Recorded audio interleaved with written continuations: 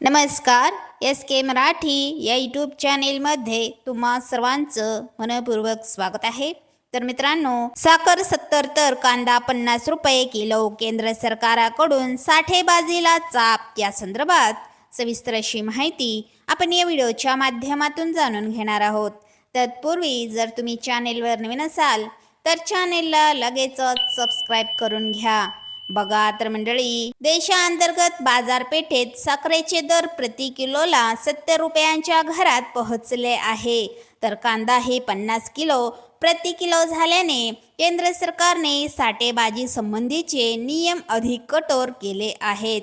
कच्चा माल म्हणून साखरेचा वापर करण्यासह इतर सर्व कामांसाठी खाऊक व्यापारी आणि साठाकर्त्यांना 10 मेट्रिक टनापेक्षा जास्त साखर 15 दिवसांपेक्षा अधिक काळ स्वतःकडे ठेवता येणार नाही. यापूर्वी ही मर्यादा 1 महिना इतका होता. साखर साठ्याबाबतचा हा निर्णय 1 सप्टेंबर ते 30 नोव्हेंबर या कालावधीसाठी लागू असेल.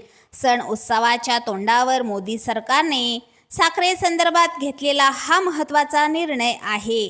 गेल्या महिन्याभरात साखरेचे दर 13 ते 14% वाढलेले आहेत. या पार्श्वभूमीवर केंद्राने घेतलेला निर्णय ग्राहकांसाठी महत्त्वाचा असून त्यांना दिलासा देणार आहे.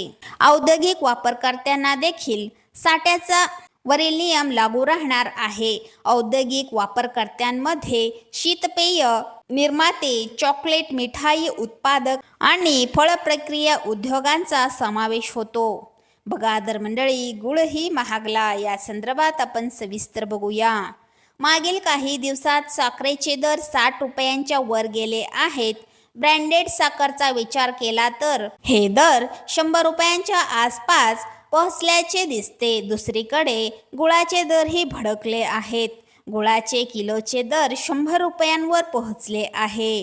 साखर उत्पादनाच्या बाबतीत भारत जगात दुसऱ्या क्रमांकावर असून वापराच्या बाबतीत पहिल्या क्रमांकावर आहे. दरम्यान प्रमुख ऊस उत्पादक राज्यामध्ये कमी पावसामुळे ऊस पिकाला फटकाही बसत आहे. त्यामुळे ऊसापासून इथेनॉल निर्मितीवर निर्बंध आणण्याचा विचार केंद्र सरकार करत आहे. सरकारने गेल्या ऑगस्टच्या 1 तारखेला साखर विक्रेत्यांसाठी 30 दिवसांची मर्यादा घालून दिली होती. त्यामुळे विक्रेते 30 दिवसांचा साखर साठा ठेवू शकत होते. आता त्यात बदल करून हीच मर्यादा 15 दिवसावर आणण्यात आली आहे. सणासुदीच्या तोंडावर साखरेच्या किमती वाढल्या.